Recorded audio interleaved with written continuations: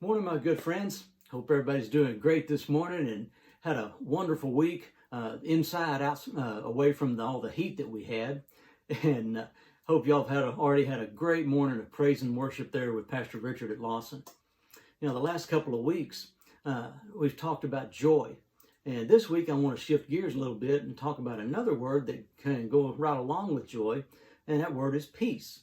Now, I'm not talking about the peace like when we're not having wars and things like that going on, or I'm certainly not talking about the peace that those of us that are old enough to either be or remember the hippies back in the 60s say, yeah, peace, man, yeah, that's groovy. You know, all the kids there at the church are going, what's he talking about? But the kind of peace that I'm talking about is the peace that we can have in our heart. You know, the past couple of weeks for me have been anything but peaceful. The weekend before this, on Friday, I broke a tooth, and I had to go all the way through the weekend without anything, nothing for the pain or anything. You know, it was terrible. But then I also had to play a couple of gigs on top of that, and playing trumpet with a broken tooth is just no fun whatsoever. And on top of that, our refrigerator went out on us, and we had to deal with all that. And to add all of those stresses, work was just jam-packed, and my week just wasn't very peaceful. But as usual, God used my situation to teach me something. And this time, it was about being peaceful in times of stress. You know, with all those things that were not so good going on, there was something else that was good, though.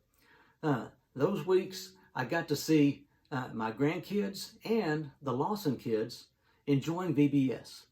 And, you know, while we as adults, we tend to base our peacefulness on all that stuff that's going on around us, these little ones just see it like it really is. They trust that Jesus is all that they need, and he loves them. You know, sure, as adults, we've got all the busyness and stresses that go on, but you know, we can be just like those kids, and we can still feel that peace that comes from Jesus that's within us. In John 14:27, Jesus told us, peace I leave with you, my peace I give you. Now, not our peace, but his peace. And in Philippians 4:7, it says that then you will experience God's peace. You know, there's always going to be times that come around that'll get us all stressed out. But we can know that Jesus will give us the peace that we need during those times. And as you go through your week this week, may your heart be filled with the love and the peace that only Jesus can give.